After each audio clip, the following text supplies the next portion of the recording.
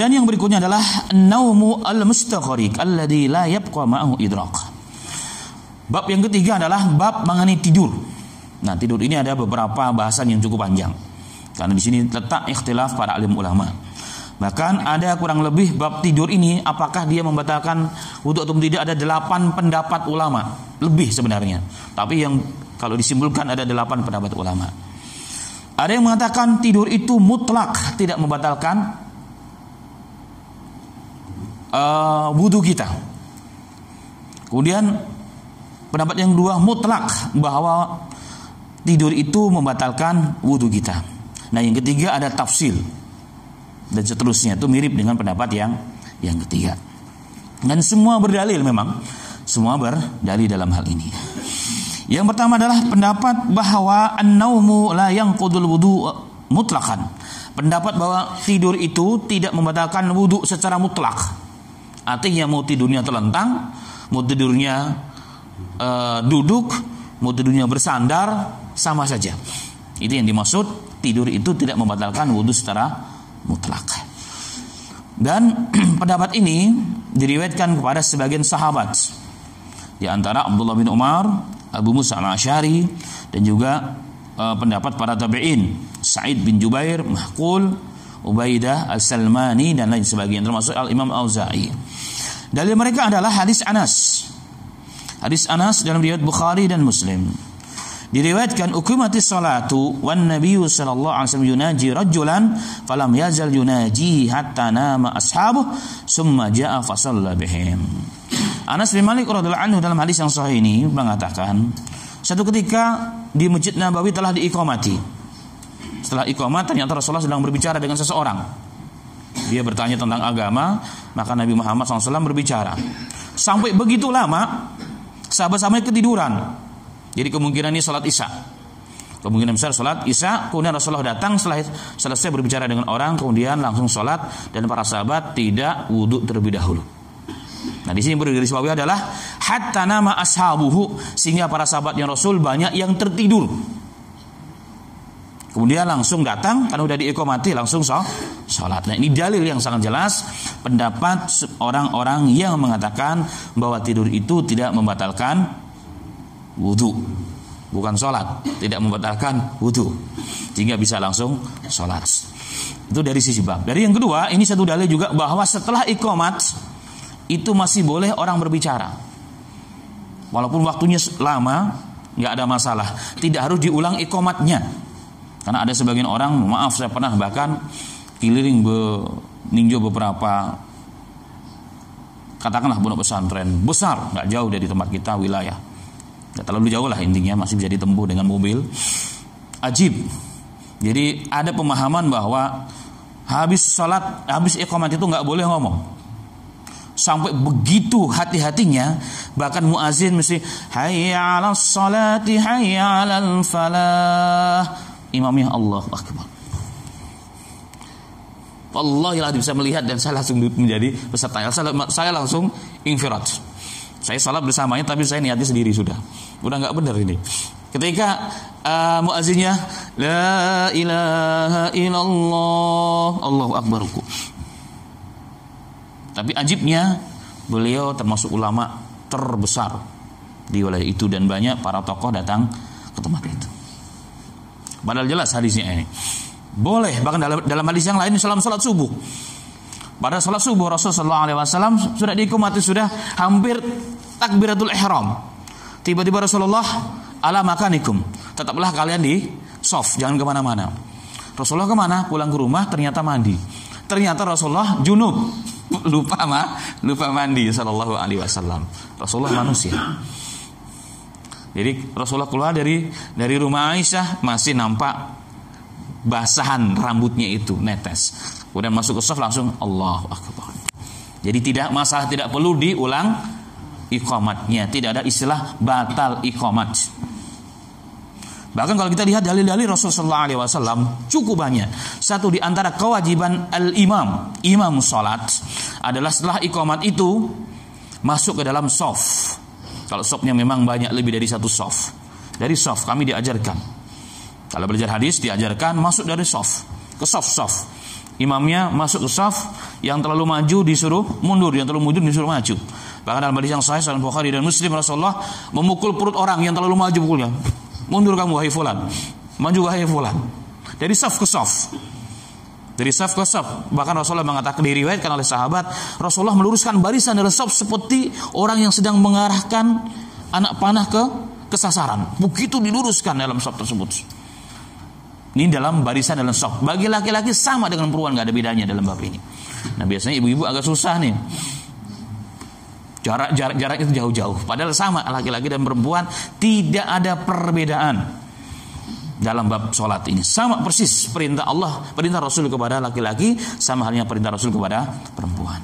Bahkan di zaman Umar bin Khattab sebelum takbiratul ihram, setelah iqamat, beliau bawa tongkat, ditarik dari saf. Kalau yang kena tongkat berarti dia tidak lurus. Kemudian apa catatan lurus dan tidak lurus itu? Dalam saf itu catatannya jumhur ulama kebanyakan adalah tumit belakang. Walaupun mungkin di sebagian kadang-kadang atau lihat di haram pun yang jadi ukur kadang-kadang kaki depan, tapi yang sahih adalah tumit belakang. Kenapa? Karena kaki depan bisa beda panjangnya. Semakin tinggi orang semakin panjang. Kalau orang Amerika kan tinggi-tinggi, beda dengan orang Indonesia. Kalau kaki ujungnya yang jadi tolak ukurnya, maka akan banyak tidak akan lurus. Tapi kalau belakang, tumit belakang, maka akan lurus. Ini insya Allah akan dibahas nanti dalam bab salat mengenai shaf dan berdiri dalam salat. Baik, ini semua membuktikan bahwa ba'dal iqamat boleh orang berbicara, apalagi untuk keperluan yang sangat penting sebagaimana yang terjadi pada Nabi Muhammad sallallahu alaihi wasallam. Baik, biar enggak terlalu jauh mengenai bab ini, kembali kepada maksud. Maka ini satu-satu di antara hadis-hadis yang sahih lainnya bahwa tidur itu tidak membatalkan wudu sehingga mereka langsung salat. Baik, begitu juga dalam hadis yang lain. Riwayat Tirmidzi dan Imam Bukhari, Imam Muslim. Dari Anas juga meriwayatkan, kana ashabu Rasulillah sallallahu alaihi wasallam, kana ashabu Rasul sallallahu alaihi wasallam yanamuna summa yusallun wa la yatawaddaun. Qala qultu sami'tu min Anas, qala ay wallahi. Diriwayatkan bahwa dari Anas bin Malik mengatakan, sahabat-sahabat Rasul sallallahu alaihi wasallam mereka tidur, summa yusallun, kemudian mereka bangun langsung salat dan mereka tidak wudu. Ditanya oleh seorang ulama kepada Qatadah, kamu dengar langsung dari Anas? Iya, demi Allah saya mendengar langsung dari Anas. Dalam riwayat pada salat Isya Rasulullah mentakhirkan salat Isya, padahal sahabat sudah berada di masjid sampai tertidur. Sebagian ada yang terlentang, sebagian ada yang tergantuk-gantuk. Rasulullah datang, iqamat langsung salat. Ini takhir salatul Isya. Kemudian Rasulullah mengatakan hadis yang lain dalam Sahih Bukhari dan Muslim, la ta'lamuna, sekalian kalian faham dan mengerti pahala mentakhirkan salat Isya dengan tetap menjaga salat berjamaah, maka kalian pasti akan mentakhirkan salat Isya. Tetapi ingat, azannya tetap di waktunya. Jadi azan tetap di waktunya, kemudian ditakhirkan salat Isya-nya dengan catatan tetap dalam kondisi berjamaah. Tetapi kalau jamaah hilang malah lebih utama tetap dahulukan. Bagi kita ini para pekerja yang pulangnya malam sampai rumah dia capek, kalau iqamat Isya-nya jam 10 malam, yang jadi makmumnya imamnya dengan muazin doang balik. Nah ini hal ini maka yang afdal tetap dimajukan di awal waktu. Baik. Kemudian pendapat yang kedua, an-naumu yanqudu wudu mutlaqan. Pendapat yang kedua bahwa tidur itu membatalkan wudu mutlak. Membatalkan wudu mutlak, mau dia berbaring, mau dia duduk, mau dia dalam sholat. Kok bisa orang tidur dalam sholat? Ada orang tidur dalam sholat kadang-kadang. Banyak, apalagi kalau subuh. Subuh itu banyak. Apalagi kalau imamnya panjang, ya masjid besar biasanya itu banyak. Harus disikut dia baru teringat. Nah, ada pendapat ulama di antara di zaman sahabat adalah Abu Hurairah, Abu Rafi', Urwah bin Zubair. Kemudian setelahnya adalah Atha, Hasan al-Basri, Ibnu Musayyib, Zuhri. Kemudian salah seorang ulama dari madhab Syafi'i, Al-Mazni, Ibnu Mundhir dan lain sebagainya. Mereka mengatakan wudu itu batal secara mutlak dengan tidur, mau tidur dalam kondisi apapun. Sekali lagi dalam kondisi apapun berarti baring, duduk dalam sholat, sujud ataupun rukuk. Dalilnya adalah hadis Safwan bin Asal radhiyallahu anhu. Qala kana Rasul sallallahu alaihi wasallam ya'muruna idza kunna musaffirina an namsaha ala khifafina wa nanza'aha salasata ayyam min ghaidin wa bauli wa naumin illa min janabati. Qalu fa'amma Rasul sallallahu alaihi wasallam kullu naumin wa lam yahus qaliluhu min katsir wa la hala min hal wasawa bainahu wa bainal ghaidi wal baul. Dalam riwayat Tirmidzi hadisnya sahih. Diriwayatkan oleh seorang sahabat Safwan bin Asal radhiyallahu anhu, beliau mengatakan, Nabi Muhammad sallallahu alaihi wasallam memerintahkan kami jika kami sedang bersafar dalam perjalanan untuk mengusap di atas khuf-khuf kami. Yang pada pertemuan sebelumnya dibahas khuf. Khuf itu sekali lagi adalah bukan sepatu sebenarnya, tapi semacam, justru kalau menurut saya lebih dekat kepada kaos kaki tapi terbuat dari kulit. Itu namanya khuf. Jika kita memakaikan khuf itu setelah bersuci, artinya telah berwudu, maka Rasulullah SAW mengatakan tidak perlu dilepas saat berwudu. Saat berwudu, saat kita buang hajat kecil, hajat besar, saat kita tidur tidak perlu dilepas. Dan saat kita berwudu cukup diusap sekali. Cukup diusap sekali. Nah, di sini menunjukkan diambil dalil. Tidur yang dimaksud di sini mau tidur itu kecil ataupun besar, artinya tidurnya karena ngantuk atau terlentang, maka sama saja. Nah, ini diambil dalil oleh sebagian ulama fuqaha bahwa tidur itu tidak membatalkan tidur itu tidak membatalkan wudu. Dia tidak membatalkan wudu sehingga cukup perlu diusap. Ya, ini dalilnya. Kemudian hadis yang lain dengan riwayat yang sahih. Nah, dengan riwayat yang sahih. Jadi membatalkan wudu secara mutlak, ya, maksudnya demikian. Hadis yang sahih sebagian melemahkan, tapi dengan banyak riwayat sebagian ulama mensahihkan. Termasuk Al-Imam Al-Albani rahimahullahu taala mensahihkan hadis ini, yakni al-ainani wika'us sas. Faman nama falyatawadda, bahwa pengendali dubur, dia keluar ataupun tidak keluar angin, adalah dua mata. Maka barang siapa yang tertidur, hendaknya langsung wudu. Ini ada hadis, sehingga diambil dari hadis ini, maka wudu itu batal dengan tidur. Batal dengan tidur dalam bentuk apapun, mau nyenyak ataupun tidak nyenyak, mau keluar suara denggurannya ataupun tidak, maka tetap batal. Pada hadis yang berikutnya dari Aisyah, hadis juga sahih Bukhari dan Muslim. Beliau mengatakan, "Idza na'asa ahadukum wa huwa yusalli falyarqud hatta yadhhaba anhu naum." Jika seseorang di antara kalian sedang salat dan dia ngantuk, jangan dilanjutkan salatnya. Tapi ingat, catatan salat di sini bukan salat yang wajib 5 waktu. Salat sunnah, terutama salat malam. Kalau ngantuk, tidur sampai hilang tidurnya. Kenapa alasannya? Rasulullah mengatakan, fa inna ahadakum idza shalla wa huwa na'isun la yadri la'allahu yastaghfir fa yasubu nafsahu. Alasannya Rasulullah mengatakan, kenapa disuruh tidur kalau kita sedang ngantuk dalam salat malam terutama? Karena ditakutkan saat kita ngantuk kita enggak mengontrol, sehingga kita ingin memuji Allah tapi justru beristighfar kepada Allah tapi mencaci maki Allah Subhanahu wa taala. Itu bisa terjadi. Nah, oleh ulama-ulama yang mengatakan bahwa salat itu, bahwa wudu itu batal dengan tidur, ini di antara dalilnya. Tapi dijawab oleh jumhur ulama bahwa di sini bukan kaitannya batal wudunya, tapi yang dikaitkan adalah masalah salatnya. Enggak ada kaitannya antara ngantuk dalam salat dengan wudunya sebenarnya, karena babnya bab salat. Jadi enggak ada kaitan. Rasulullah perintahkan untuk tidur bukan karena apa? Batal wudunya, tapi karena ngantuknya. Supaya saat sholat dia jelas, dia faham apa yang dibaca. Kalau seandainya batal wudunya, maka perintahnya apa? Wudulah, bukan tidurlah. Ini jelas ya. Nah, ini maka dalil ini menjadi lemah. Ini dalil ini menjadi lemah. Toib. Kemudian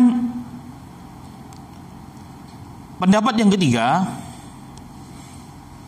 mengatakan bahwa jika tidurnya itu nyenyak, maka batal wudunya.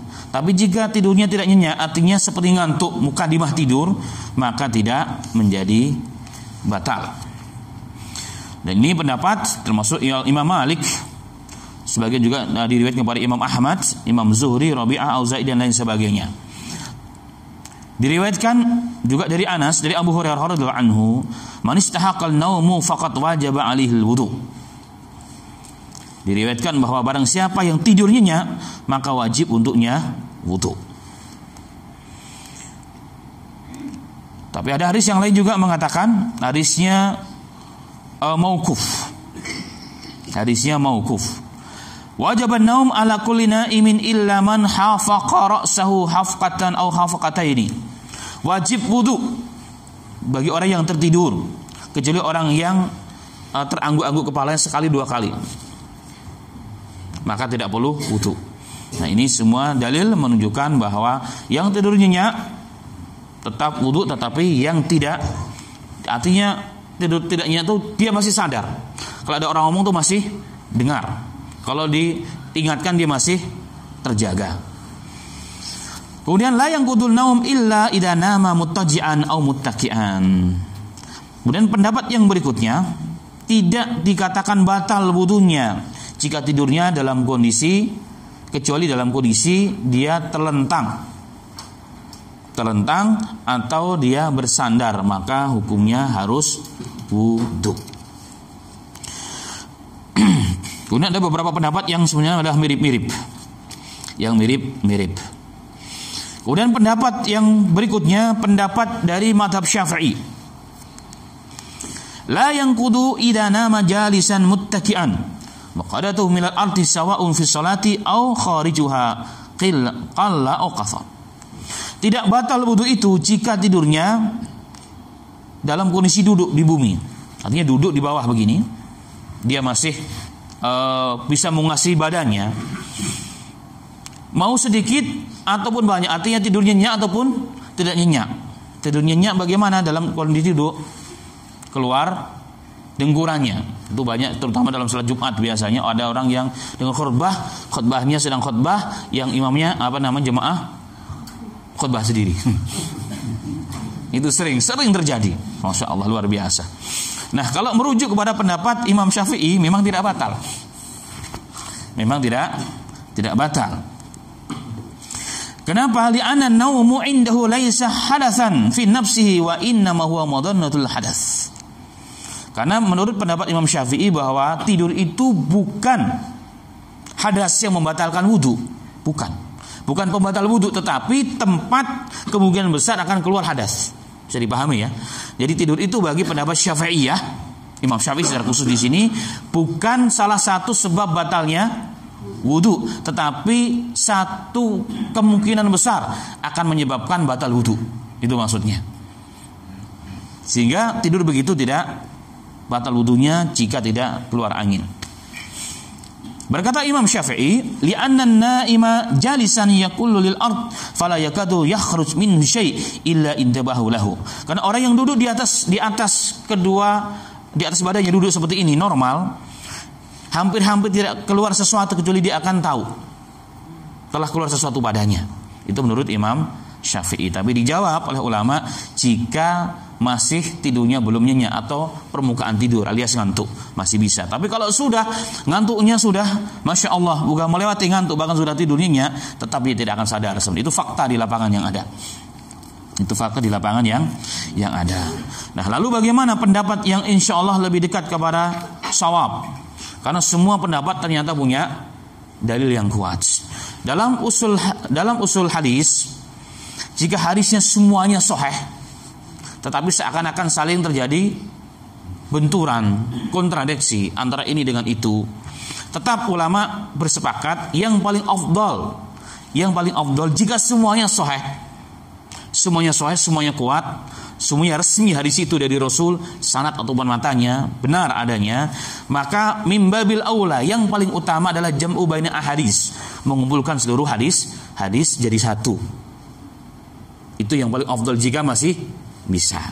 Sehingga ulama rahmatullah alaih dalam bab ini ada namanya dalam fikih itu jalan untuk jam'u ahadits, mengumpulkan seluruh hadis-hadis sehingga ketahuan apa yang dimaksud oleh Nabi Muhammad sallallahu alaihi wasallam. Taib. Jika dilihat bahwa anna nauma mustaghriq alladhi laysa ma'hu idrak bihaitsu la yash'uru sahibuhu bi aswat aw bisukuti syai' min yadayhi aw saylani riqihi wa nahwa dhalika fa innahu naqidun lil wudu' li'annahu madannatul lil hadath sawa'an kana qa'iman aw qa'idan aw mutaji'an aw raqi'an aw sajidan wala farqa baina syai'in min hadha fa in kana sahabat qaulul al-awwal yu'nunu bin naumi hadha naumu fa nahnu ma'ahum. Disimpulkan bahwa sesungguhnya tidur yang nyenyak itu yang jika tidur maka orang tidak punya idrak, sudah nggak bisa menguasai dirinya, sehingga apa yang terjadi dia tidak sadar. Suara yang di sampingnya dia nggak sadar, dengar juga enggak, jatuh dari tangannya dia pegang sesuatu, buktinya terjatuh dia tidak sadar. Jadi dia jatuh, kalau ada orang yang sedang tidur dalam kondisi duduk memegang sesuatu jatuh kemudian nggak diambil, itu bukti berarti dia tidurnya sudah nyenyak. Di sini ada nggak kira-kira ibu-ibu? Nggak ada, alhamdulillah. Awasailani riqtihi, atau bahkan mengalir dari mulutnya, liur menjadi pulau Kalimantan atau pulau Sumatera, dia juga nggak sadar, itu namanya tidur nyenyak. Tidur yang begini naqidul lil wudu, maka tidur yang begini tidur yang akan membatalkan wudu. Kalau boleh ditambahkan termasuk mengeluarkan dengkuran. Itu sering terjadi di masjid-masjid, terutama yang tadi saya katakan, jika masjidnya enak, dingin, khutbahnya panjang, kemudian khutbahnya pelan, nggak kencang, enak banget untuk tidur memang itu sudah. Setannya nambah lagi. Kenapa? Li'annahu madanatul hadas, karena kondisi yang seperti ini jelas tempat untuk batalnya wudu. Baik sedikit ataupun baik dia berdiri ataupun dalam kondisi duduk, atau dia berbaling dalam kondisi ruku ataupun dalam kondisi sujud, nggak ada bedanya. Kok bisa ruku dan sujud tidur? Banyak pak orang tidur. Sering kita lihat di masjid-masjid ya tadi itu, terutama isya yang ditakhirkan atau sholat subuh, sujudnya orang sudah hampir assalamualaikum dia masih begini terus. Kita pikir udah ada lewat, ternyata enggak, memang ketiduran. Masya Allah, ada terjadi. Sama saja hal tersebut sama. Li'anna naumu yasir wa huwa nu'as alladhi yas'urul insan bima taqaddama la yanqudu ay halatin kana li hadis sahabah radhiyallahu anhum ajma'in. Sedangkan tidur yang dalam arti tidur mukalimah, ngantuk, itu tidak membatalkan. Dan ini sesuai dengan hadis yang sahih Bukhari dan Muslim tadi. Ketika Rasulullah mendaikan salat Isya, sahabat tertidur, tapi tidur di sini dalam riwayat yang lain ternyata apa? Sampai terkantuk-kantuk kepalanya ke bawah.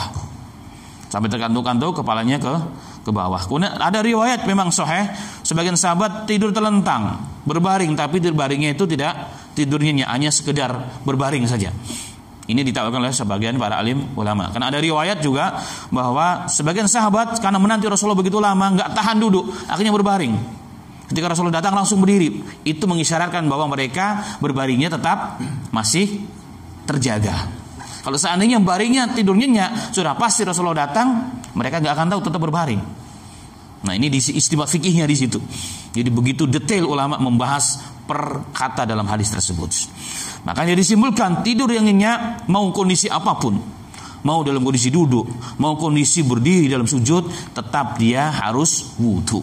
Makanya kalau melihat yang jadi imam, jadi khatib, kalau di antara kita ada jadi khatib Jumat, maka diingatkan kalau jemaahnya ada yang tertidur sampai ngorok, maka diingatkan turun dulu ke bawah atau wudu dulu baru ikut sholat berjamaah. Atau kita yang duduk di sampingnya, teman kita tidur sampai maaf keluar ininya, ilernya dan sebagainya, beritahu, Bapak, Abang, tolong wudu dulu Pak, Bapak tidurnya nyenyak tadi itu. Kita tahu hukumnya soalnya. Kalau kita biarkan saudara kita begitu, dia mungkin nggak sadar atau mungkin karena malu, karena kejahilan, maka yang dosa siapa? Kita. Imam Ahmad bin Hanbal mengatakan tidak sempurna sholat seseorang itu jika kita melihat teman kanan kiri kita, depan belakang kita, sholatnya nggak sesuai dengan tuntunan Rasul, dan kita biarkan mereka dan kita tahu, maka kita nanti dituntut di hadapan Allah Subhanahu wa Ta'ala. Karena mereka mungkin punya uzur, karena kebodohan atau karena lupa dan seterusnya, maka wajib kita beritahukan mereka. Dan ini memang hal yang secara etika pun kayaknya nggak pas lah. Jelas-jelas tidurnya ngorok. Orang tidur ngorok kan bukti apa? Tidur nyenyak dia. Langsung berdiri sholat. Berarti dia baru tidur langsung sholat tambah wudu. Nah, ini hal yang dilarang oleh Nabi Muhammad SAW. Ditakutkan bukan ibadah namanya, tapi beristihza dengan agama. Orang meninggalkan sholat dosa hukumnya. Orang meninggalkan puasa dengan kemampuan tanpa uzur dosa. Orang wajib haji dan dia tidak mau haji tanpa uzur dosa. Tapi tidak mengeluarkan orang dari Islam. Tetapi Quran menyatakan dalam Quran bahwa al-istihza'u sukhriya itu menjadikan orang bisa jadi kufur. Jadi bermain-main dengan agama, berolol dengan agama itu menjadikan orang itu jadi kufur berdasarkan nas Al-Quran. Nah, kita takutkan masuk ke bab itu. Makanya harus betul-betul diingatkan sesama saudara kita. Taib. Kemudian ada catatan yang cukup penting, di mana ada hadis yang dinisbahkan kepada Nabi Muhammad Sallallahu Alaihi Wasallam bahwa Allah akan berbangga di hadapan para malaikat jika ada seorang hamba yang tidur dalam kondisi ruku dan sujud, artinya tidur dalam sholat. Mungkin bapak-bapak ibu pernah dengar ada orang yang mengatakan jika kita tertidur dalam sholat, mungkin saking panjangnya sholat sampai tidur dalam berdiri atau ruku ataupun sujud, ada hadis yang mengatakan idza namal abdu fi sujudihi wa bahallahu ta'ala bil malaika yaqul unduru ila abdi ruhuhu indi wa jazaduhu fi taati. Subhanallah. Jika ada seorang hamba yang tidur dalam sujudnya, maka Allah akan berbangga. Allah Ta'ala berbangga di hadapan para malaikat. Allah mengatakan, unduru ila abdi. Wahai malaikatku, lihatlah nih hambaku ini. Ruhnya bersamaku, tapi jasadnya dalam ketaatan kepadaku. Orang tidur kan memang ruhnya nggak ada. Ruhnya dicabut, artinya ruhnya itu yang megang Allah. Orang tidur itu yang megang ruhnya siapa? Allah. Kalau masih ada jatah dibalikan, kalau nggak dipegang, nggak dikembalikan, alias lewat. Dan hadis ini mengatakan, lihatlah wahai para malaikatku, ini hamba nih begitu cintanya padaku, ruhnya bersamaku, tapi jasadnya dalam kondisi ketaatan kepadaku, yakni dalam kondisi sholat, ruku ataupun sujud. Sehingga kita dari hadis ini banyak orang yang mengamalkan tidur malam dalam sujud. Hanya saya punya beberapa teman sukanya tidurnya dalam sujud. Bangun-bangun sini udah merah-merah. Dari apa? Dari hadis ini. Kadang-kadang ada unsur kesengajaan. Ada unsur kesengajaan. Bagaimana dari sisi makna hadis dan juga dari sisi sanad hadis? Pertama dari sisi makna hadis nggak sesuai, karena maksud sholat itu adalah apa? Mengingat Allah. Nah ini dalam sholat pun nggak ingat Allah. Jadi maksud sholat nggak tercapai, jelas makna itu batil. Yang kedua dari sisi sanad hadisnya dhaif. Hadisnya dhaif karena diriwayatkan oleh rawi-rawi yang tidak bisa mempertanggungjawabkan riwayat tersebut. Dan dinyatakan oleh para alim ulama al-hadis mengenai hal ini catatan penting mengenai tidur dalam salat. Berarti kesimpulannya mengenai tidur ini bahwa tidur yang nyenyak, yang ditandai dia tidak sadar apa yang terjadi di luar, dia tidak dengar suara, dia pegang sesuatu pun bisa jatuh nggak sadar, sampai mendungkur dan seterusnya, itu tanda-tanda tidurnya. Maka dalam kondisi apapun dia batal wudunya dan wajib wudu sebelum sholat. Ini catatan pentingnya. Yang kedua, jika tidurnya sedikit, maknanya adalah mukadimah tidur atau mengantuk, maka masih diperbolehkan langsung sholat. Karena dia masih sadar. Artinya kalaupun dia buang angin, dia masih akan sadar mengenai hal tersebut, maka masih diperbolehkan. Dan itu juga ada hadis dari para sahabat radhiyallahu anhum ajma'in.